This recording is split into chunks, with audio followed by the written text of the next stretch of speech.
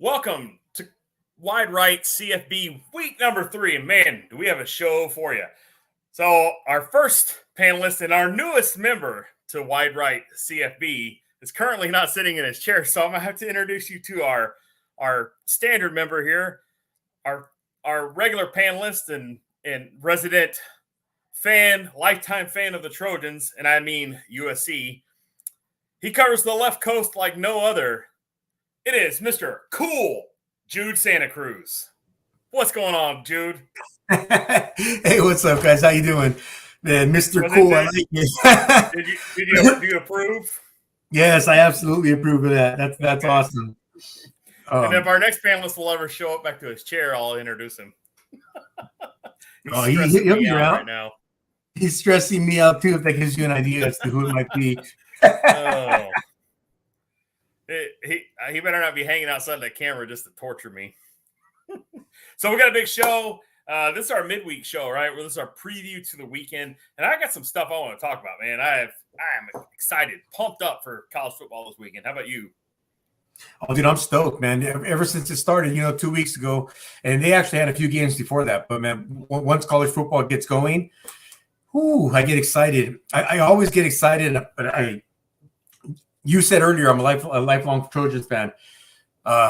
During the game this week, the trivia question for the Trojans game during the Trojans game was who won the national title the last time USC got out of September unscathed.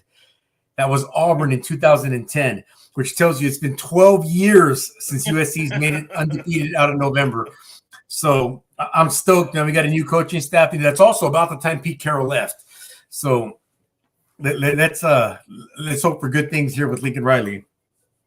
All right. We're going to introduce our next and our newest panelist to the Wide Right College Football Show. Our version of Adam Schefter.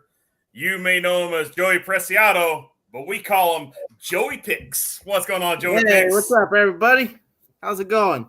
Good. It's good to have you on. I'm glad you were able to make it. Yeah, no, I was stressing today. Stressing. So we're pretty excited. Joey's going to be a regular member on the show. Jude is a regular member. Lindsay's going to hop on here in a little bit.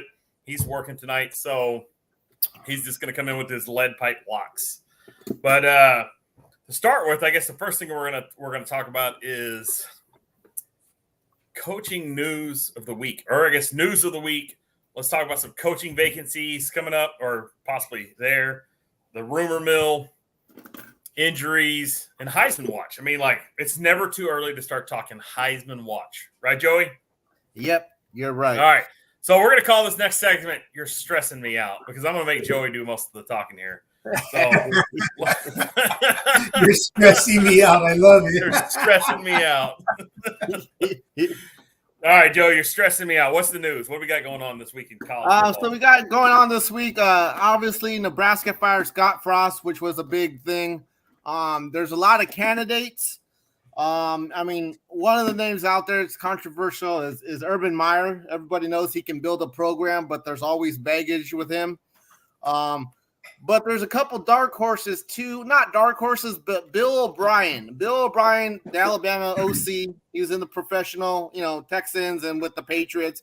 And the reason why he might be in the top, because when Penn State had their whole Joe Paterno, mess and debacle, he was the one that came after Joe Paterno. And what he did was he came in, talked to the boosters, talked to the, all the faculty, everybody, and he got them all on board, and he got that program back up and running from where it was at. And then he turned it over, he went to the Texans, and James Franklin came in. So Nebraska, they need to hire a big hitter, but at the same time, it's like you fixing the plumbing, right? You need to go through the whole program, and it's going to take some time. Another pick that's up there is Matt Campbell from Iowa State. I've heard that name. He knows how to recruit, and then also Tom Herman. I know everyone's like, Tom Herman, but maybe he didn't live up to the expectations at Texas, but he was 32-18. So that's a winning record. Joey brings stats. That's what I like. I mean, Not only is he Joey picks, he's Joey stats. That is a winning record, and he's from the West Coast. Also, he's recruited Texas. If Nebraska's going to get back to, where they want to be, they got to recruit Texas good, which he can do. He's from the West Coast, bring the West Coast guys, and he can, recruit the Big 12 in Iowa, Ohio's. So Hey, those can, are a couple things. can I add a name that, and it's only because I don't. Maybe Joey was going to bring him up. I don't know, but it seems like the coach that Scott Frost replaced was a 9-10 win coach every year. Scott Frost hasn't been winning games. What about Bo Pelini? What do you think about him? You think they go with a blast from the past? I mean, I would. I mean, he knows that program, and I mean, he knows that program. But like I said, I thought he was good. I never thought they should have got rid of him. Me either. I thought they gave up to way too soon. Yeah. Yeah, I don't know about Pelini. He just burned so white hot at Nebraska. I think he kind of burned up the boosters when he was there, just with that personality. But you know what? Nebraska's looking to go back to winning ways. I think they're going to look past either some misdeeds by a certain guy or, maybe a checkered past, and they want to win right away. That's why I'm curious if Urban Meyer is the guy, because he can get in there, he can get established, and he can get a recruiting base before the season's over. He's got wheels, boots on the ground, and he's just doing work. So, it'd be interesting to see. The Matt Campbell hire, you definitely know they're not going to be able to pull that one off until November, or beyond. So it'll be interesting. See, I'm curious. Another name I would throw out there, the guy sitting on his couch. And like I said, Nebraska, they're big. They're a big money program, but you can never count out like what they can do would be John Gruden. I know he didn't end in the pros very well. It left a bad taste in everybody's mouth, but that's a name out there that can put butts in the seat. So, this is my guess there. Another name, which I don't know if he would come, and they would have to offer him big money. We're talking probably 10, 11 million a year, is Mark Stoops, that's another name that's been thrown out there. He's helped turn Kentucky around. Will he come? I don't know, but that's another name that's been mentioned out there. Yeah. Well, like I said, I would guess that Nebraska's going to move quick on this hire. They're going to want to try to get a short list come up quickly and get on the ball with that. Because if you wait till November, I really feel like if you wait till November to January, you're giving up next year. But if you hire a guy, if you can get him early, he can start building the program now. Get your portal guys ready. Get your recruiting class ready, and then who's do a the talent intern evaluation. Who's the intern coach? Do we know? Oh, I'm gonna let Joey Picks tell us that one. I don't know that. I forgot his name. I don't know, to be honest with you. But if he ran the rest of the year and you let Urban Meyer know he was going to be the coach and he had a chance to start recruiting now, man, like you said, if you wait till bowl season. The recruits are already committed. You're going to get some decommits because it's Urban Meyer, but essentially, he's not going to have a top recruiting class. I just think 3 months probably you get to save a season with 3 months because you're going to have Urban so long. He'll have success, and then there'll be time for him to go. So, I don't know. It'd be interesting to see. I would just pay. Do we have any injury news? Riley. What's that? I would just pay $18 million and get Lincoln Riley. Joey, I would say that you're stressing Jude out right now. Man, I don't think he can turn $18 million a year down. So we got any big injuries out there we need to be worried about? Quarterback from Texas is out, and then their backup might be out too, but they're playing UTSA this week. So, can they rely on their defense and their strong running game to get by? It's probably what I think is going to happen. Yeah, they can. The running back's good enough. They can, and they got a receiver, so yeah, they could do that. Another quarterback that's out that's not really been talked about, which could make Notre Dame 0-3, is Notre Dame's quarterback's out for I think 6 to 8 weeks, I think, and they play Cal Berkeley, which is top, not a top, but they're big name school, and they could possibly win it, in my opinion. Yeah. Well, there's another team that's going to have to go and rely on the run game and play good defense. So that's what the coach is known for, is playing good defense. Yeah. And then Ohio State, I guess Jackson Smith and Jigba, he's going to be back this week. He looked like he's he's healthy enough to play. And then how much does he need to play versus, whoever they're playing? I'll look up their schedule real quick. Mm-hmm. Who are we looking at? What game? Ohio State. Oh, yeah, the Buckeyes. They're playing I'm sorry, guys. I should have had Toledo. that. They're playing Toledo. All right. Well, does he really need to play? I mean, if you're trying to keep him in the Heisman race, you probably try to get him a couple scores and then get him off the field as fast as possible. So that's probably a good idea. But you never know. Toledo, the way things have been going, Toledo could possibly put up a first half fight. I say first half, but look, Toledo plays in the MAC, right? So we're gonna have to assume that the MAC's not having the luck like the Sun Belt is. So. Well, yeah, the Sun Belt is. And they're playing some big programs, so I'm not going to say it can't happen. All right. Y'all want to get to some lead pipe blocks real quick, and then we'll hop back to some Heisman talk. We got absolutely. We got our next panelist. I don't have a good introduction to him. All I get is regular intro on Saturday, but we'll have his intro today. For lead pipe blocks, we got lead pipe Lindsay Coyle. What is going on, Lindsay? Hey, everyone. How's it going? What's up, Lindsay? Are you repping the tool shirt for a reason? Because I'm working right now. I got a break in between some shops. I got to be at the next shop in about half hour, so I got a few minutes to spend with you. Nice. That's very nice. So you're not fanning yourself with like $5 bills or anything right now? It hasn't been that kind of day.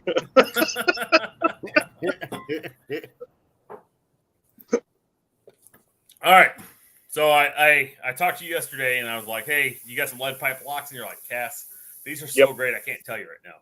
And so, I want everybody to know what these lead pipe blocks are. Now, you do realize we're not a professional betting site, but Lindsay puts more work into this than anybody else on planet Earth. And I'm talking the round one, not the flat one. So, Lindsay, hit me with your first lead pipe block, and we're going to write this down. We'll straighten the record here. First one.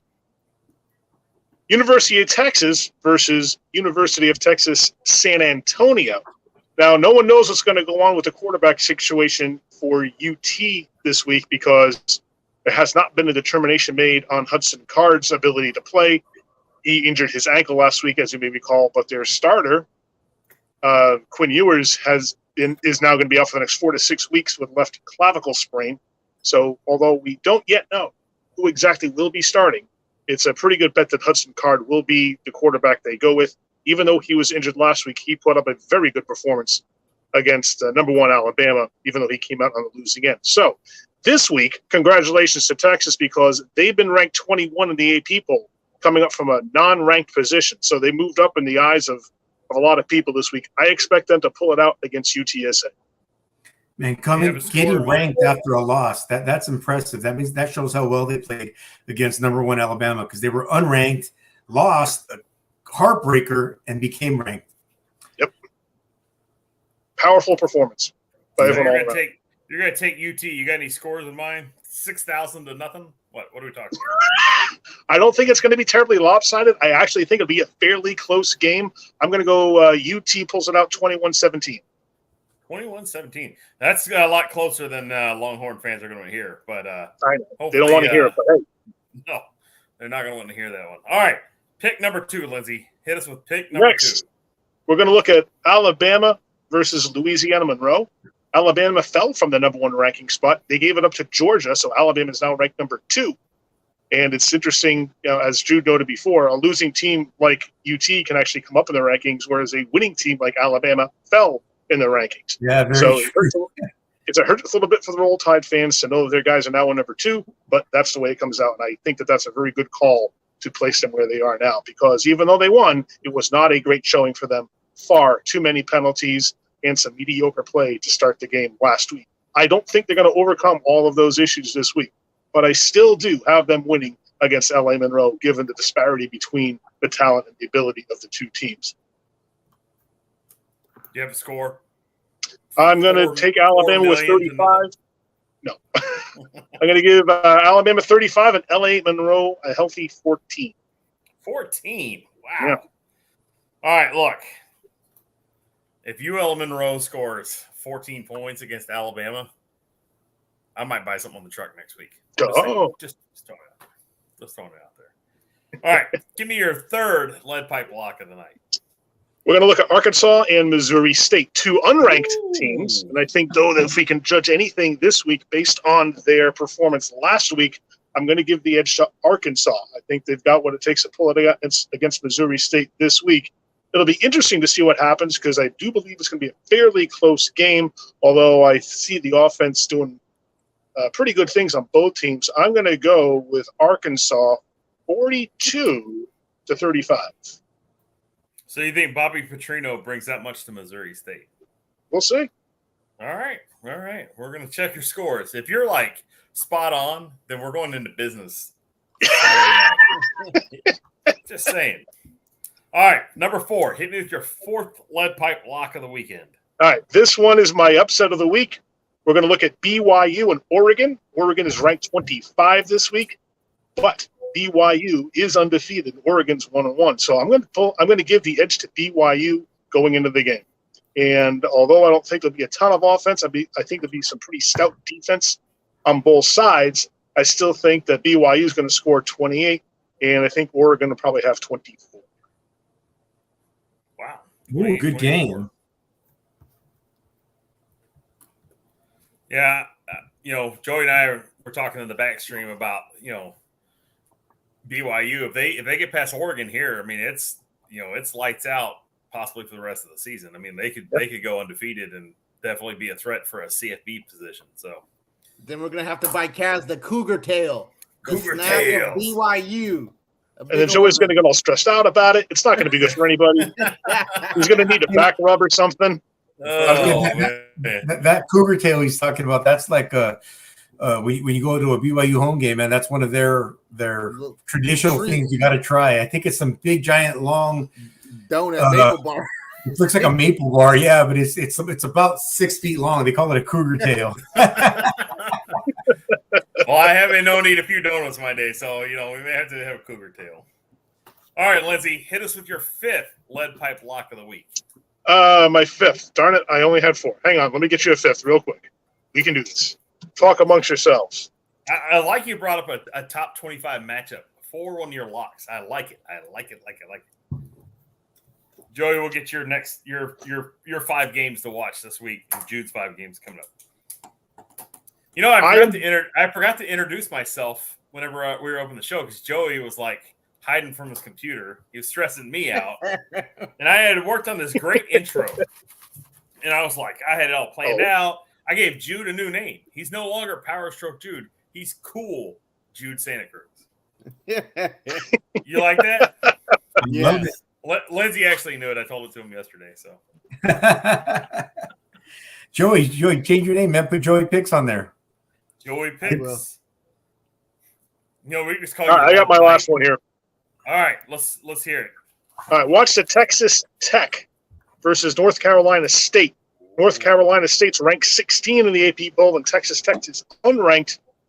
I will give this one to NC State, believing that they have the better of the two teams' defenses, that they're going to hold Texas Tech to a fairly low-scoring game. So I'm going to look at this one to be 25-12. Nice. I don't know how we get 25, but shoot. Safety. You'll see. Safety. A field goal, another field goal. That game right there is going to be one of my games to watch. So, but we'll talk about it a little bit more in depth. So here in a minute. So you want to hang out for a few minutes? I got a few minutes, so yeah. All right, just let me know when you're ready to go, and we'll send you out. So, all right. Okay, Joey. now I got about 5 minutes. All right, so I'll just hang up on you here in a second then. Just kidding, I'm kidding. So Joey, back to Heisman talk. Let's talk some Heisman talk while we got Lindsay in here. I'm sure he's probably got to say a thing or two to say about it. So Joey, stress me out. Let's talk Heisman's right now. Yeah. I mean, who do you think our top 5 Heisman, or who do you think our top 3 Heisman runners are? Our front runners are, and then give me 2 dark horses that everybody wants to know about. Yeah, I mean, we're obviously looking at like Bryce Young, Alabama quarterback. We're looking at C.J. Stroud, Ohio State quarterback. I'm leaning towards Caleb from USC, the quarterback, but I have a couple dark horses. One is the Kentucky quarterback, Will Levis. He's supposed to be projected as a top 10 pick next year, and he's put up some okay numbers. As if they're ranked number 9 in the country, as if they continue to win, he'll get talked about. My other one is from BYU. Like I said, if they can get a win this week over Oregon, Jared Hall is the quarterback of BYU. And if they can run the table, he'll get some talk too. He has to put up some numbers, but watching that game last weekend, it was late night on the West Coast. He put that team on his back. Unfortunately, the field goal kicker missed 2 field goals in the end of the game in OT, and then he finally made one. But he put that team on his back, and he got them down in the position to win that game. So those are a couple of dark horses, and then the 3 main favorites that I have. Jude, do you have anybody other than Caleb Williams? Anybody other than Caleb Williams? Wow. Let's see. Mario Williams, the wide receiver out of SC, he's going to catch a lot of passes from Caleb Williams, so he's probably going to look pretty good. Just play. I'm going to have to say CJ Stroud, even though he did not look great against Notre Dame. He more than made up for it last week, and I think he's just going to explode. Ohio State always has big games as they move forward. I don't know who's going to be Ole Miss's starting quarterback, being that they've started 2 quarterbacks. They've both done well. I know the one from that transfer from SC got hurt, but I think he's going to be the one that ends up winning the starting job. I can't think of his name off the top of my head, but I think he's going to be an outside shot because anybody that plays in Kiff's offense is going to have a shot, just like Sarkisian. I think once they get the ball rolling, whether it's Ewers or the backup, whoever, it's probably going to be Ewers as long as he comes back with enough games to play. You can't keep people in Lincoln Riley's, Lane Kiffin, Steve Sarkisian's offenses out of the Heisman watch. And as long as they win games, they're going to put up numbers, and that's what the voters like to see. Lindsay, got any Heisman dark horses? I'm going to side with Joey's dark horse on Jaron Hall. I think that the kid from BYU is a rather talented fella, and I think that if he keeps rolling the way he is, he's absolutely going to be on that conversation. Well, I'm gonna make my son's day, and I want to talk about Bijan Robinson. I think this is Bijan's time to shine right now. Texas has 2 banged-up quarterbacks. I think they're going to hand this guy the rock about 25 times on Saturday night, and he's going to run for about 225 with about 3 scores. So I would look for Bijan Robinson to have a monster game against UTSA. UTSA doesn't have a real big line. They're good players. They're good athletes, but they're not going to be able to.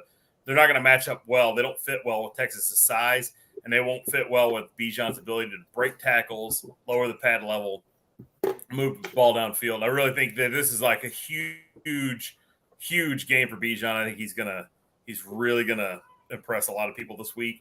And then another guy, he's gonna have a good week this week, but he's not gonna play a lot of football. It's gonna be Jackson Smith-Njigba, another guy that should have gone to Texas if Tom Herman knew how to recruit. That's why Tom Herman's sitting on the sideline, and Jackson Smith-Njigba was playing at Ohio State. So. Just remember that. But Jackson Smith-Njigba, I think he's one of those rare talents that's going to transition from the college game to the pro game without a problem. He's going to be an awesome player. He's an awesome player right now. He's a little banged up, but I think he's going to work through it. I think he's going to be all right. So those are my 2 dark horses right now. Guys that aren't maybe getting talked about as much as, the top 5. And everybody that we mentioned so far, in the top 5 are, it's fun to watch. This is a year where you're sitting back and you're thinking like, man, there's like 6, 7, 8 guys right now at the beginning of the season that could legitimately win this thing. And it's just fun as a fan of football to sit back and watch these guys perform. So, I'm excited. I think what I think would be really cool. Obviously, I want to see Caleb Williams do well. I want to see Keaton Slovis, JT Daniels, and Jackson Dart. Because that would be awesome if those 4 dudes were sitting next to each other, in New York, considering all 4 of them were former USC quarterbacks. But that's something in its own right. You have 4 former players that all played at USC that are starting for Division I teams that are all ranked. That's pretty impressive too. One more dark horse who I think who can is Will Rogers, the quarterback from Mississippi State. He's under Mike Leach. Everyone knows the run and gun of Mike Leach, and his offense is high-powered, high-scoring, a lot of passing. So that might be one to watch. And they play LSU this week. So if they get a win over LSU, I mean, I'm not going to say they're going to sit here and go undefeated or anything like that, but he could be good in the SEC and, show his potential under Mike Leach. So that could be another dark horse, Will Rogers. All right. I like it. All right. So we've covered, pretty much everything out of the order that I sent to Jude earlier, in the order I kind of wanted to go, but it's all right. So let's go with Jude. I want to have 5 games that you want to watch this week. You should give me 5 games that you want to watch. All right, check it out. I got SC versus Fresno State. I've got Ole Miss versus Georgia Tech, Texas A&M versus Miami, another top 25 matchup. Oregon and BYU, another top 25 matchup, and Michigan State versus Washington, the traditional Pac-10 versus Big Ten matchup. I'm excited to see every single one of those games. I don't think I'm going to be able to see them all. I'm going to have to be. Oh, look at him wearing a Spartan hat right there. I don't know if I'm going to be able to watch every single one of those games, but I am looking forward to them. Now, although those are the games I mentioned, the game I'm most looking forward to is the game Joey just talked about, and it's Mississippi State versus LSU, because that is Mr. Cool's lock of the week. Mississippi State upsetting LSU. That's my lock of the week. Where is this game happening at, Jude? Let's know where this game's happening at. At the home team stadium.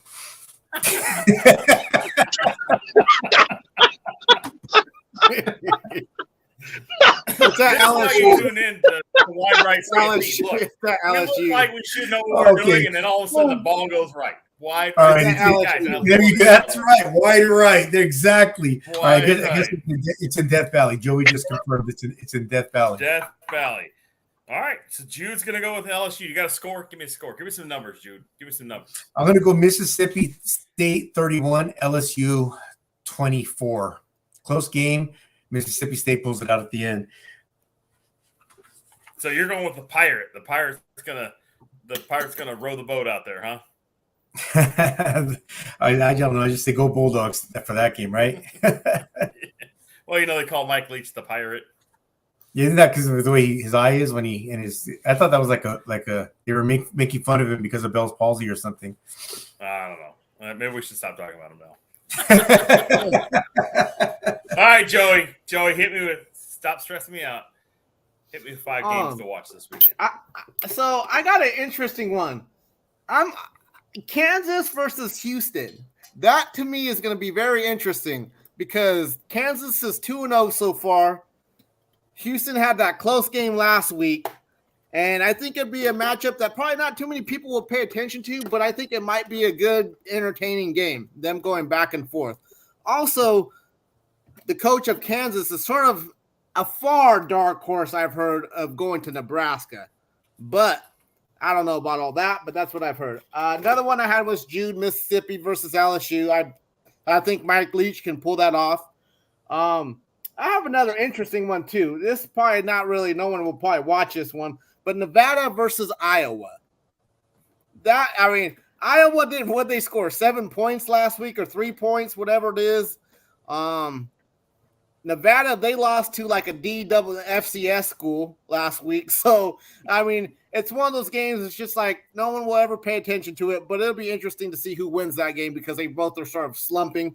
I think Iowa, as far as that division is going down, they're sort of more at the bottom compared to your Iowa States and, Purdue's and all these other teams in the leagues. Another interesting one I had was Penn State versus Auburn. Penn State's going to Auburn, and that, to me, I think James Franklin can have those boys ready to play and pull it off. I know Auburn isn't ranked. Penn State's number 22, but that could be a game that could be an upset as well. Just because, Auburn's tough at home. They got top recruits. They're SEC. That's another, Big Ten, SEC matchup. Another game I had that's interesting is the Battle of the Floridas. UCSF, Central Florida versus FIU. And these are some oddball picks, but I think they would be interesting games because Gus Malzahn's at FIU, I believe. I think he's there. I just Florida offenses, and it might be a decent game to watch. All right, so I want to go back to this KU versus Houston game here. So I want to know who you think is going to win the game, and then I got a question for you after that. I think Kansas will win. I don't know. I'm just All on this Kansas train right now. All right, so if Kansas wins, do they crack the top 25 this next week? If they do, it'd be like 25 or 24. I believe so. It's a big deal for Kansas, though, because Kansas isn't known for being in the top 25. Yeah. I mean, even 25 would still be a really, really big position for them. Yeah, I know the last, a couple years their program has been down, so they've been going through transitions, and so, yeah, it would be big for them to get in the top 25. Like I said, if they do win, I think they could get 24, 25, more like 25 if they do get in. And I also like your game to watch, the Penn State versus Auburn. I think if you like good physical football, you're going to see a lot of physicality on the field on Saturday night. I think they're going to be really cracking some heads there. Yeah. So. Yep, 100%. And then UCF versus FIU. I mean, like on paper, this should be a track meet, right? I mean, like it should be like 87 to 86. Like it should look like an arena game. It really should. I mean, like Gus Malzahn, he's known for great offense. He's not known for defense, right? That reared its ugly head last week versus Louisville. A team they should have had just completely dominated, and then they just let creep back into the game. So, Liz, you got time for some more, or you got to go? I still do have a couple minutes. Yep. All right. Well, I'm going to go over my 5 games of the week, and we're going to start with Friday night. Florida State at Louisville. Now, do I think Florida State's back? No, not really. But I think that neither team is really up there, but it's going to be a good game. And Friday nights, for whatever reason, always tend to bring out like just these oddball games. I mean, they just something always crazy happens. So I think that's a game to watch. If you've got some time on Friday night, at least catch the second half. I think it's going to be a nail biter. There's going to be some coaching mistakes. Remember, the coach at Louisville is on the hot seat. The coach at Florida State is on the hot seat. If these guys lose this game, one of these guys lose this game, this could be one more step towards the exit. So you're going to see some really big strategy played because both schools want this guy, their respective coach, gone. So I think there's a whole lot more than just the X's and O's and the Jimmys and Joes. I think you got a lot going on behind the scenes, a lot of added pressure that's going to, stress these guys out. So more people are stressed out. Another game I want to watch that I think is going to be really, really good is going to be the Texas A&M versus the U. Is the U back? Now, you got a U, an upcoming program. You got a coach that's got the support of the community, support of the school behind him, and he's going to a place. He's going to go take his team to a place whose coach is maybe on the hot seat, may not. A&M cannot lose to Appalachian State at home. It just can't happen. And A&M cannot lose 2 home games back-to-back. You can't start at number 6 in the country, lose to App State on your home field, look pedestrian in that loss, and then go and have another team that's on the rise, a team that barely played, barely won any games last year, come and play you in your house. You can't lose the U at home. This has to be A&M has to have they got to be at ThreatCon Delta right now in College Station. They have to, the coaches are probably just have these guys just wired up and ready to go. And I think A&M is going to come out. I think A&M is going to dominate the U. I think they're going to bring the U back to earth a little bit. Mario Cristobal is going to yes, we have some things we need to fix. Tyler Van Dyke's going to get hit a lot. I think A&M is going to bring a tremendous defense. This is going to be a night game. This is going to be wild. The A&M fans are going to be chanting, cheering, doing their calls. The yellow leaders are going to be out there, yelling their microphones. Just remember, A&M has male cheerleaders, so that's what I'm saying. But anyways, I think A&M comes out, and I think they absolutely crush the U. They send Miami back to Miami broken and on the way home. Another game that I wanted to talk about was the SMU versus Maryland. Now, this is going to be a 6:30 game on FS1. And what I like about this game is you have the coach at SMU, Rhett Lashley, I think it's his name. I'm almost for certain it is. Going up against the coach from Maryland. and these are both offensive guys. And Maryland always, at the beginning of the season, always has these really great teams. They're good offenses. They kind of fade through the Big Ten schedule, but they're really good at the beginning of the season. And I think SMU's got enough talent left over from Sonny Dykes that they're going to have a really, this is going to be a competitive game. I think it's going to be a lot of points scored. I think it's going to be one of those games where you have defensive players make plays, and the offenses are going to dominate, but defensive players are going to make plays. You'll have turnovers. You're going to have sacks. I mean, there's going to be a lot of stuff. So that'll be a fun game to watch there. And then I'm going to kind of go and throw this one out here as well. The Oregon versus BYU. Now, this is one of those, like, what-if games. Like, what if BYU shows up and gives decent effort? Are they going to stay in this game? I think so. Oregon needs this win. Their coach, who I really didn't think should have had the job, I think they probably should have gone with somebody that fits Oregon style. Oregon's when you think of Oregon, you think of explosive offenses. You don't really think of a defensive guy. Then to bring in a defensive guy from across the country, this is not his natural recruiting, area. Oregon's the national brand, but are they, are you dragging kids from Florida, kids from Texas, kids from, across the middle of America to go to Oregon to play? I don't know. Defensive guy didn't really fit their scheme. Cristobal was the offensive guy. So, you got to kind of weigh out what you have now. I think if BYU comes in there and they play a solid game, they run the ball, Jaren Hall doesn't have a bunch of mistakes. If he can limit the turnovers to like one or none, and then they can just keep the offense efficient. No stupid penalties, no jump off sides, don't get called for holding on third down, things like that. I think BYU could probably keep this game out. But, what do you got, Joey? Oh, no. Sorry, I was just looking at something else. No, I think you're right. And the thing with Oregon is we all understand what Oregon is. Like, even with Chip Kelly, with all these other coaches that have come after Chip Kelly, Oregon gets top recruits, their track meet, but they can't win these big games. They already proved that this season. They got crushed by Georgia. I think you stated the exact right word, and then you put it in perfect perspective. You said they win these track meets and they can't win the big games.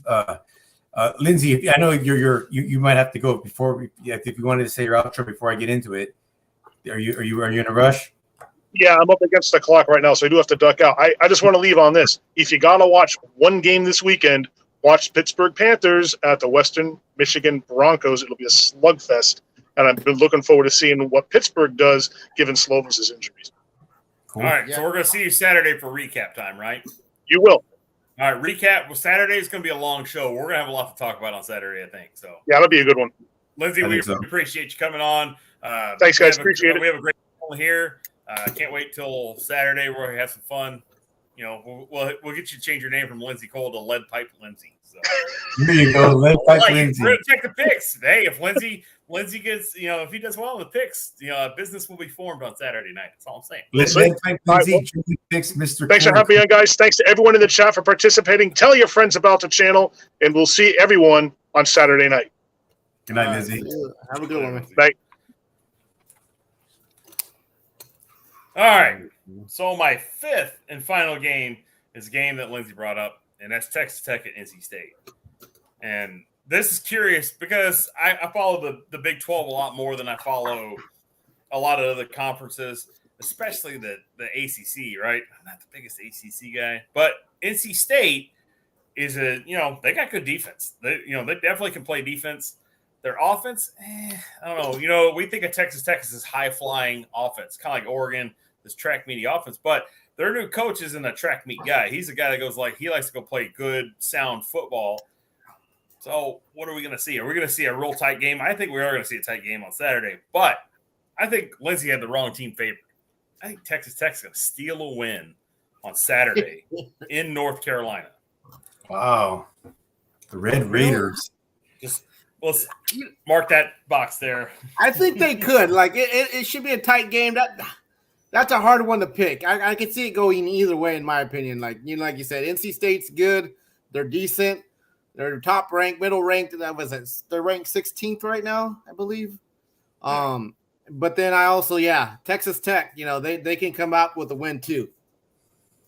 Yeah, I mean, like I said, this is a good week. If you're not cheering for the favorites, this is a good week to just go and really, like there's some just good football games that are going to be played. And this is what makes college football so much better than pro football, in my opinion, is because, you have that element of college, right? Like they're college kids. It changes week to week. You can play up to an opponent. You can play down to an opponent. But you just have these great matchups, because you just have more teams. You just end up with these great matchups. And they may not be like the 1 versus 2, but, even solid teams inside their respective conferences can play solid football against another team. So you get these, like I said, these great matchups throughout the season. So I had another game that I wanted to talk about, and I saw and I lost it. I lost my train of thought, actually. So sorry about that. Can I elaborate on what Joey was saying earlier about Oregon's track meet and then losing the big games? I think you put the hammer right on the nail, Joey, because Oregon in the Pac-12 or the Big 12, those are the kind of games that they're built for. 55-48, 66-63. That's a track meet. They're just going up and down the field. They start to play these tough games against physical teams. Oregon's not recruiting, they're getting some Samoan dudes that are big, but they're not getting the big giant dudes that are just in the middle, from offensive line, defensive line, and linebacker standpoint. You know what I mean? Oregon's center would probably be the size of a linebacker at Georgia. Yeah. So that's what happens when they expect to get in these track meets. Georgia, Alabama, Clemson, these dominant schools over the last 10 years. I mean, they just got in the trenches. They are huge and fast, and at the skill positions, they got the same skill position players as Oregon. So that's what's wrong with Oregon, and I'm afraid that's what's going to be wrong with USC. Because Lincoln Riley came out of the Big 12, and he was in track meets every week. So we'll see how that goes. I was impressed by us running up 42 points against Stanford, 41 points against Stanford relatively easily. Then we let, beginning of the third quarter, we let the foot off the throttle. And Stanford's a tough physical team. David Shaw's a good, good coach. So I was pleasantly surprised about that, but we'll see how the rest of the season goes. Well, that brings up another topic. You're talking about track meet with Oregon and then possibly USC with Lincoln Riley. I was listening today, and they're talking about how UCLA and USC possibly might be making that move 1 year earlier to the Big 12. So, I mean, that could be a possible reason why they went out and hired. I mean, he's a good coach, but Lincoln Riley, and that might be what he's building, I hope so. SC is, by tradition, if they have a good recruiter, nobody leaves LA. I promise you, if Lincoln Riley was there 2 years ago, Bryce Young would be starting for SC right now. Yeah, they let a lot of quarterbacks out of California, actually. Well, let's get on to our salute to service, our service academies this week. Navy's going to be off this week, which is good because they need a week to kind of figure out what they're going to do. They don't really have an offensive identity right now. I think they want to run the ball. Coach Ken Niumatalolo wants to run the ball, but I don't think they're there right now. I think they need to kind of throw the ball a little bit more. Their quarterback's shown he can move the ball down the field with his arm. I think they're going to have to get creative. But they're off this week, give them the chance to recoup. This week, we have the Black Knights of the Hudson are hosting Villanova. And I think Army probably beats Villanova by a solid margin. Your thoughts, guys? Yeah, I think Army wins by at least 2 touchdowns. Yeah, I would say the same thing. Yeah, I think they got it this year. They can win that easily. Yeah. And then our other game, which is going to be my one to watch on Friday night. So I got a little something going on Friday night. I'm probably not supposed to be watching football, but I might sneak this game in. Maybe I have to hit it on the DVR, or however record this. But my game to watch is going to be the Air Force Academy going to Laramie, Wyoming, to go play the Cowboys at Wyoming. Now, you'd think like this is a big trip for Air Force to make, but Laramie is only a couple hours from Colorado Springs. So, we're talking, like within 3 hours. So, I think the Air Force shows up. I think they go and they destroy Wyoming on the ground. I think they move so fast that Wyoming is going to have a hard time getting reset. I think Air Force comes out and wins it by 10. So, yeah, no, I agree. Yeah, Wyoming last couple of years, they've been so. They're the Mountain West Conference, so they get okay recruits up there. But I agree with you. I think Air Force, after their win last week, that they will come out with the win again this week. 100% agree with both you guys. I think Air Force is going to run all over them because that's what they do to everybody. They run all over everybody. But I am going to make another bold prediction. And I know you guys think it's impossible because how do you get less than 0? But I think Air Force is going to throw a screen on like the second or third play of the game. It's going to get blown up for like a loss of 3. And they're going to end up this game with -3 passing yards compared to last week's 0. So last week's 0 is going to look like a whopping 0 compared to the negative. Now, we all know that the Army and Navy games, basically the last game of the season before you watch it Heisman weekend, right? I mean, like, it's the game where records don't matter. Doesn't matter how well you did that season. And, that's a game coming up that I'm definitely going to watch because, I have a son that's going into the Marine Corps, and he is definitely a Navy guy through and through. So, it'll be interesting to watch. But, coming up, we got to mark this in our calendars. Put this in your calendar. You have Air Force hosting Navy on October 1st. So it's only a few weeks away. And that's going to set the Commander's Cup, right? Now, I don't really care for our current commander, but I care about the service academies, and them doing well is great in my opinion. And when they play each other, it's always a game I watch, whether I have to record it or I watch it live. But I always make sure I watch that game because it's more than just a game for them. So I do my part and I watch it and I cheer both teams on. All right, you guys got anything else tonight? What was I looking at right now? Yeah, there was a game I was looking at. Give me a second. It's funny because you were talking about losing your train of thought, and I've been letting you guys talk for a few minutes because I'm trying to hear you guys say something that's gonna jar my memory. I had something that I wanted to talk about that was really cool, but one thing you did mention that we didn't cover yet was the college realignment with like SC and UCLA going to the Big Ten. So I think that's going to actually make them like the Big 14 now, if I'm correct. It might even be 16. Obviously, they're trying to keep up with the SEC. ACC's been recruiting teams as well. What do you think about all these super conferences? Do you think the Power 5 is going to become the Power 3 and it's going to allow a few more teams like from smaller conferences to get into the playoff? Or do you think it's just going to make it so that only 3 conferences have teams in the playoff? Well, here's my only fear with all these super conferences. Even with the expansion to 12 teams, you're almost eliminating this Cinderella story coming up, right? I mean, like you're just basically saying if you don't play in one of the power conferences, you're out. So, we're going to have the SEC Power Conference. We're going to have the ACC Power Conference. We're going to have the Big Ten Power Conference. Is the Big 12 going to sneak into that conversation? Can they get away from that group of 5, basically group of 5 is what we'll call them right now, conversation? They're not going to have a mainstay team in their conference after this year. I think with the news today that Oklahoma got nixed off of Georgia and Tennessee schedules, a lot of people were kind of like signaling they don't, it has something to do with this. I think if they get the TV deal worked out, Texas and Oklahoma are going to be in the SEC next year. And then that Texas and Alabama game, that's going to be the first SEC game of the year. And that thing's going to be wild. It was a good crowd. I mean, Texas fans really showed out this last week. Usually Texas fans are kind of like quiet and they don't really get too excited.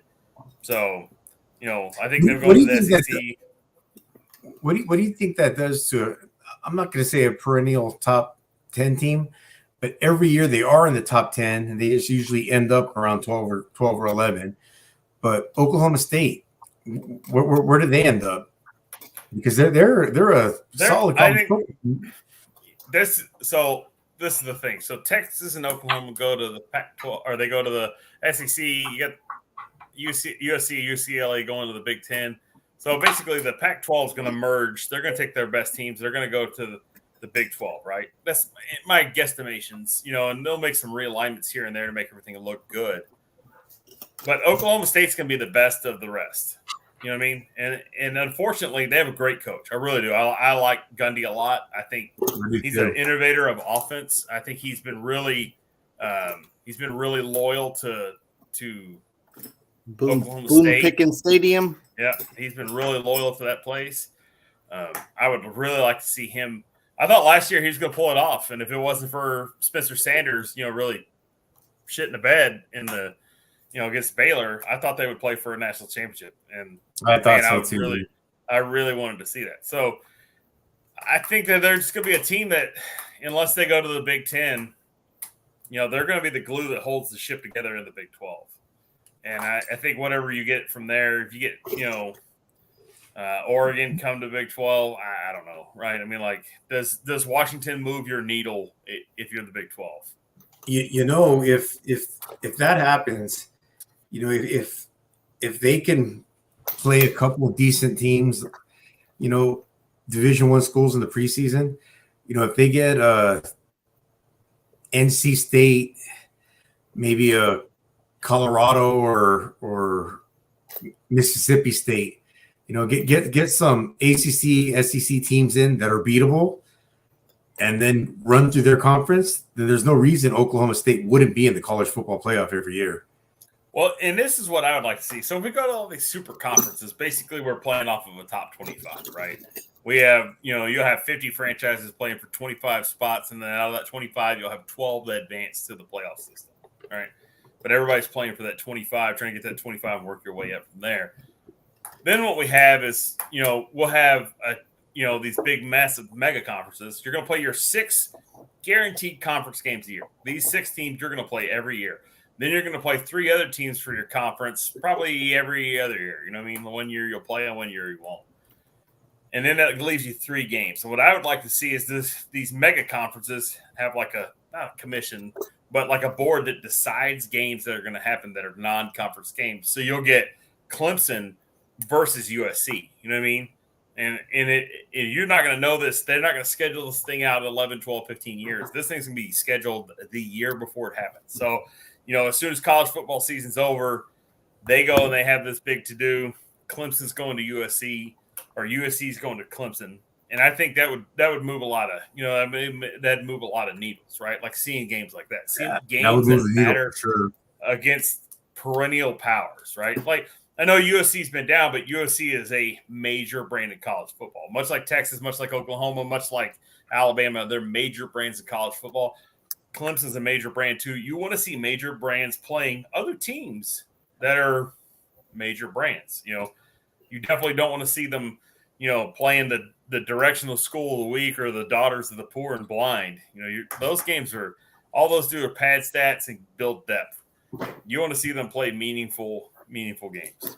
So, but let me ask you this though. I mean, okay, so there's a lot of D1 AA, D1 Division I schools out here, but they're the smaller type, right? You have San Jose State, Fresno State, your Mount West Conference, right? Boise State, Colorado State, New Mexico. What's going to happen to those teams? You know what I'm saying? Because it's like they don't get very many recruits. You're looking 2-star recruits, 3-star recruits at most. Might be lucky every once in a while to land a 4-star. So what are you going to – I mean, your UNLVs, these are programs that are sort of lower. Like, what if a Boise State comes back one year, and runs the table? Are they going to be able to get in? Probably not. But that's a good question. And I was going off of that. This is a game I was looking at earlier. So this is a FCS school, but North Dakota State is ranked number 1 usually, and they won the last FCS couple. Well, they're always in the top of the FCS championships. They're always there at the end. They've won a lot of times. they play Arizona this week. That might be a good game to watch. That might be a possibly since Arizona lost to Mississippi State last weekend. So that might be a good. Good old David versus Goliath. Are we saying that that David is Arizona and Goliath is North Dakota State? I think North Dakota State could beat them. I don't know how, but I think that might be a game to watch because, like I said, Joey, Carson Wentz plays for the Commanders Washington. now. Yes, North Dakota State. I don't think they stand a chance. Hey, Trey Lance played there too. I mean, they get good talent for that level, and they're always in the top. Arizona didn't look very good last week against Mississippi State, so All you never know.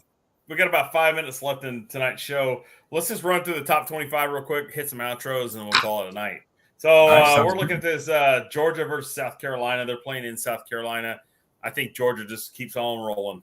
I don't think it's going to be pretty, but I think it's going to be effective or efficient. Yeah, if you have a house, go ahead and bet it. you can bet the house on Georgia. South Carolina will Georgia. win. All right, then we go down next. We go UConn's playing Michigan. I think Michigan blows UConn out by Yeah, I don't think Jim Moore's got enough firepower out there. So we got a game that should matter, but it's not going to. Number 6, Oklahoma's going to Nebraska. I think Nebraska's got too much going on right now. I think Oklahoma overwhelms them. Oklahoma's going to look really good this week. I don't think Nebraska's going to be all worldly, all that much better. I think Oklahoma wins by a wide margin. Joe, your thoughts? Yeah, no, I agree. I think Oklahoma's, trying to fight for their place in the college football playoffs. So they got to win every game, especially with all the other talent and teams out there fighting for the same thing. So they need to put up some good stats all year. Yep. Here's the game coming up: Youngstown State versus Kentucky. This has got Stoops written all over it because I think all the Stoops are from like the Youngstown, Ohio area. Yeah, they are. So Mark Stoops coaching against a team he's familiar with. Tressel coached at Youngstown State, and he was the athletic director for several years recently. I think Kentucky gets the easy win, but I think the first half you're going to see a close game. I think after halftime, Kentucky makes some adjustments and they just crush them. Your thoughts, Jude? Yeah, I mean, Kentucky. The only reason they're not going to probably blow them out in the first half is because they're going to be kind of hungover from that big win. They finally got this past week. Who would have thunk it? I don't know how many years it took, but Kentucky beat Florida. Joey, what do you think? Youngstown State versus Kentucky. Yeah, I think Kentucky will win, obviously, but a couple things to be looking at is some of the players. Rodriguez, the running back, and Smoke, he's the other running back. They're both their last names, but they're both running backs to keep an eye on. They're very good running backs, and it'll be something, like I watched a little bit of that Florida game last week, and some of the parts I seen those guys running there, they were entertaining. So it's something to keep an eye out on. Running back to Kentucky. All right, we have the mighty Texas State Bobcats versus Baylor. I think Baylor probably crushes Texas State. Last time they played, it wasn't even close. I think this one's just. I think Baylor gets the offense righted this week, and I think they beat the mighty Texas State Bobcats by a solid margin. Joe, you got any thoughts on this game? No, I think Coach will have them ready. After that close game last week in double overtime with BYU, he's going to have them ready, and this should be a good game that they should be able to bounce back from and continue their mission. Jude, you got any thoughts on this one? Not Baylor. They're going to bounce back from that tough loss. No. Just so you know, I know the eat 'em up, go Cats, go. My son is a Texas State alum, so I too will be choosing Baylor to win by a wide margin. All right, we go to BYU versus Oregon. We've covered this game. I think we're all kind of we kind of have our thoughts on it. Another game that we have. Ole Miss versus Georgia Tech. If Lane Kiffin goes out there and they blow out Georgia Tech, I can see Georgia Tech moving on for their coach this week. He had a really poor showing against Clemson at the beginning of the season. They didn't look all that great last week, but they had a win. I think that if they get blown out, if it looks sloppy, I think Georgia Tech could look to move on from their coach. Any thoughts? Yeah. No, they should be able to win. Ole Miss, Lane Kiffin should make sure these guys win and come on top. Yeah. Oh, Penn the State, Kiff train, man. It's coming. The Lane train. Joey Lane Freshwater himself. Yep. Then we got Penn State at Auburn. We've already talked about that. That's going to be just an absolute slugfest. You got Alabama gets to lick their wounds against UL Monroe. I mean, like right now, everybody wants to play UL Monroe. They're like, oh man, we get like an off week with just a light workout, you know. Yep. Here's a game that probably shouldn't matter, but I think it's going to matter a lot because this guy's in the running for Heisman. It's Liberty at Wake Forest. I would like to say Wake Forest blows them out. I think Wake Forest is better across the board. Liberty, though, a huge freeze effect. Like, does Hugh Freeze have this Wake Forest team's number? Is Sam Hartman going to look good? I think Sam Hartman's trying to play catch up. He missed the first week of the season. Last week he comes in. He looks a lot better. He looks good. He's healthy. So I would say Wake Forest by a solid margin, but you never know. Liberty's got, just sometimes they just pull one out of their hat. So could be a close game. Might not be. I don't know. Your thoughts? I think it'll be a tight game, real tight game. I think it's probably going to come down to whoever has the ball last kind of scenario. Yeah, I agree. Go Hugh Freeze.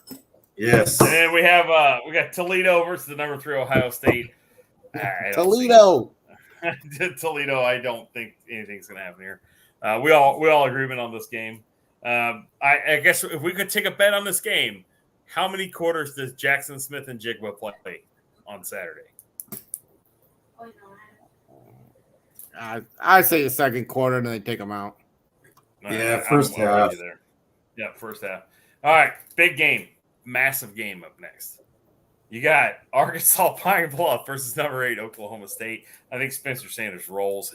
What I don't want to see this week out of Spencer Sanders, I don't want to see needless turnovers versus a team that you wouldn't know where they were unless the name was on the name of the team. Yeah, so, no, I know that. I think they should just get up, and then just take them out because like last week. I know it was Alabama, but quarterbacks got knocked out in the first quarter with Texas, right? When he was, so it was just like get your lead and then get them out of there. There's no need. Yeah, I just don't. I don't want to see Spencer Sanders start the game off with 2 interceptions and a fumble. And then, at halftime, they're up by 35, but he's got this horrible stat line. I think the stats are going to matter with this guy keeping his head in the game. Another game we got that doesn't matter is Missouri State at Arkansas. I don't care that Bobby Petrino's coming back to Vietnam. They're going to get blown out by Arkansas. Pig Suey, there you go, baby. I think Pig Suey rolls here. Yeah, I think Arkansas is going to be up there at the end. They're going to be in the middle of the pack, but they'll be in the discussion in the top 15. We got Akron at number 15, Tennessee. I think Tennessee wins this game handily. I think you guys would agree with me on that one. We got Texas Tech and NC State. We've already talked about that one. And Joey, does this Michigan State at Washington, does this scare you at all? A 2-0 Washington team. Does this scare you at all with Michigan State? No, not really. I think Michigan State, Mel Tucker has them rolling. He did it last year. They got a solid program under him. I'm not going to say it's some walkover by any stretch of the means, but I think it's 10, 14-point win. So it's going to be somewhat close, but not anything a blowout by any means. I got Michigan State 49-21. I tell you don't like Washington, Jude. Being the West Coast with my left coast guy, nothing. All right, then we got. You're scared of the cold. I the 2 conferences I always pay the most attention to are the Pac-10, Pac-12, for obvious reasons, and then the Big Ten. Because traditionally, the Pac-10 and Big Ten will meet up in the Rose Bowl. So I always want every team in the Pac-10 and the Big Ten to usually win their games. That way those conferences look strong. But when they play each other, I can show my true colors. and I'll say I want the Spartans to spank the Huskies. All right, then we have South Florida visiting number 16 or number 18 Florida. I think Florida gets off the schneid here. They handle business against South Florida. I don't think the Bulls have anything for the chop. You know, they're going to hear a lot of this chop on Saturday night. People are going to be We got eating number those 23 gator bites. Pittsburgh. What's that? The fans are going to be eating those gator bites down there. Gator bites. All right, so we got next game. We got is 23 Pittsburgh at Western Michigan. I didn't know where Western Michigan was until I just looked at the stat sheet. They're in Kalamazoo, Michigan. Raging Cajun probably knows that. If Pittsburgh doesn't win by a country mile garage, I would be surprised. Yeah, no, Pittsburgh should win. They got a good offense, and even though they lost last weekend to Tennessee, they fought a good game. You know, it was a close game to the end. Yeah, I don't think I know any one mechanic that would pick Central Michigan over. Oh man, come on, man, let's play their names in. All right, that's good. You guys stressing me out. My hair's falling out now. Oh man, Joe, you're a young man. I'm old. I'm an old bastard. Raging Cajun Garage says, don't sleep on Western Michigan. All right. All right. But I don't know if there's one mechanic that would cheer for him. All right. Next we have Louisiana Tech going to play Clemson in the other Death Valley. This is a thing I've been on about Clemson the whole year. At some point, they're gonna have to pull DJU, and they're gonna have to go with the young guy. I think. I don't think you're gonna see it until they that get point was like conference play. That point should have been the middle of game 2 last year. Yeah, well, the kid they got is from Austin, but he's really good. Cade Klubnik. I got to watch him play a ton. You know, just because he's from the area. I think Klubnik is the better of the two quarterbacks. I think DJU is. I think he's going to make a hell of a good tight end or defensive end, but quarterback he is not. Joey, your thoughts on La Tech? Yeah, I agree with you. I think that I don't know. Since last year, he just hasn't impressed me. I think after Caleb Williams goes out, they're going to take him back to SC, his homeland, and who quarterback there. But yeah, I think they need to move on from him. They've had him for the last year or so, and he just, for me anyways, he hasn't impressed me. Like, it just, there's little mistakes you constantly see with them, and they just stick with him. But yeah, he doesn't impress me. I thought they should have took him out last year, to be honest with, like Jude said. All right, then we have the mighty Roadrunners from the University of Texas at San Antonio versus the Texas Longhorns. Now, like I said, I picked it. When I gave my Heisman ones to watch, I don't think it's going to be much of a game. I think Texas is going to dominate them on the ground. I think UTSA is going to be worn out from playing 5 overtimes in the last 2 weeks. Yeah, I think Texas walks away with this one easy. You might get to see a name like Charles Wright in the game at quarterback. He's a kid from Austin High, and he was a kid I actually coached in youth football. They hold a record for most touchdowns thrown in a high school football game. Oh, very cool. Yeah, very so cool. they got so he could play. I mean, he's definitely not a one to sleep on. Another guy coming off an injury. He's from the West Coast. Jude should know who he is. Joe, you probably know who he is. Malik Murphy. You know, allegedly he could throw the ball 90 yards. 90. I was just going to say from one knee. Yeah, from one knee. He's a great big from old one kid, knee, too. you can throw the ball. I don't know how the hell you're going to catch a ball thrown from 90 yards. I mean, I think it hit you like a missile. You know, but, those are some ones to watch. Does Hudson Card play in this game? I don't know. He's pretty banged up. Ewers is definitely out. Card is questionable at best. Charles Wright, you're probably going to see him. There's also another Ben Ballard. He's another name you might see. But I would say Charles Wright was probably the solid third string backup there in Austin. I think the coaches like him. He's a good kid. Don't be surprised he comes in and starts throwing the ball down the field. He can move the ball with his arm. He is definitely not just a kid that can hold a clipboard. So That's what I would do if I got some playing time at the end of the game. I'd audible to a deep out. well, he's gonna get some playing time at the beginning of the game. Oh, And then you got number 13 Miami at Texas A&M. Like this is a must win. Like if the Aggies aren't there for blood whenever Miami walks on the field, you got a coach that's owed a lot of money. What does A&M do? Get rid of Jimbo. Jimbo, Well, coach Nebraska. There you go. You got a lot of money tied up in this guy. He's like one of the highest paid coaches in college football. He's got, I think, 100%. Like he'd have to get caught like smothering the Pope or something. Or he'd have to like run over a truck full of puppies or something to get fired from A&M. I mean, like literally, this is a tough situation that the Aggies are in. I think that Texas A&M is going to be ready to go. I have a little insider into how Texas A&M works. I actually coached a kid that played at A&M, so I kind of know how Jimbo Fisher handles his business and how he is when the camera is not pointed at him. So I think that Texas A&M is going to win this game, hands down. Now, our next game we're going to talk about, it probably shouldn't be a competitive game, but it's something in the back of my mind tells me this thing's going to be way more competitive than it should be. We got San Diego State at Utah. For whatever reason, I don't know why I think San Diego State's going to be in this game, but they could. I mean, it's going to be a night game. It's going to be on the ESPN2, the Deuce. It's the West Coast at night. Do they dominate San Diego State? That game is going to be a good game. At the very beginning of the game, I believe it's going to be 0-0. And not much longer after that is it going to be close. I have that game as one of my games. I didn't do picks, but one of the games that I picked here, Utah, 63-27.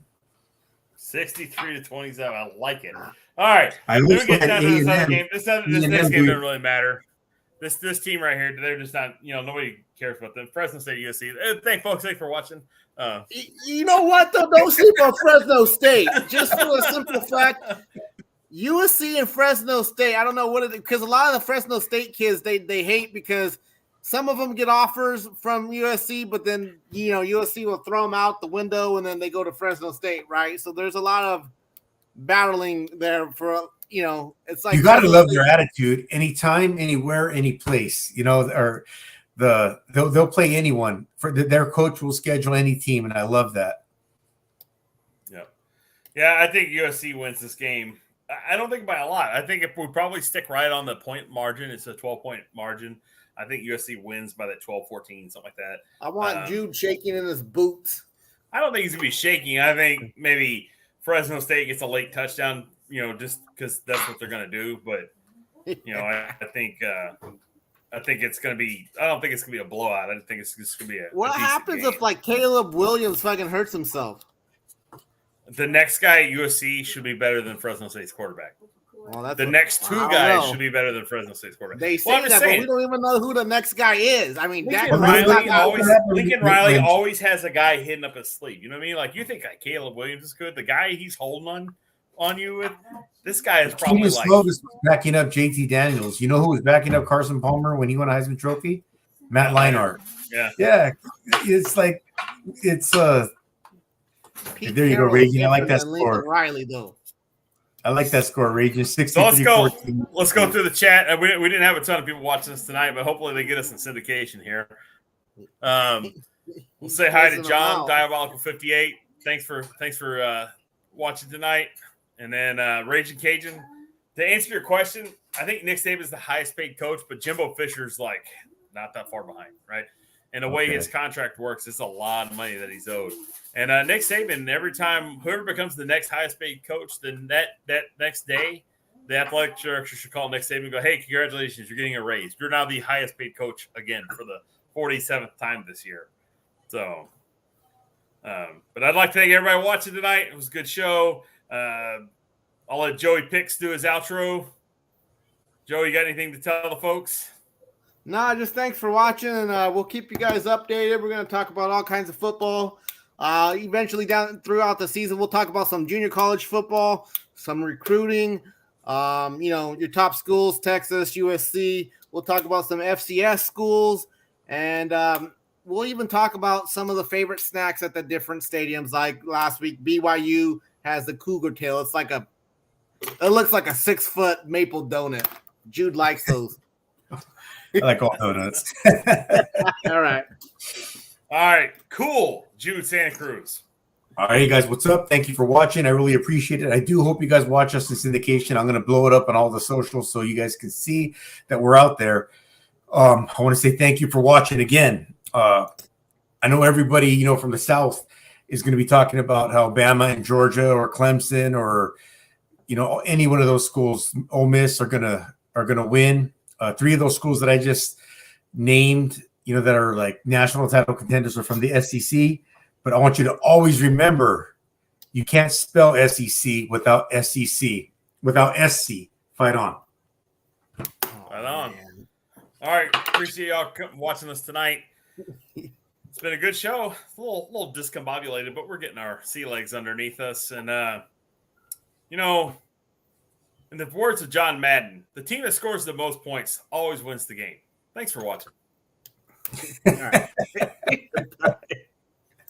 Dude, that was fun.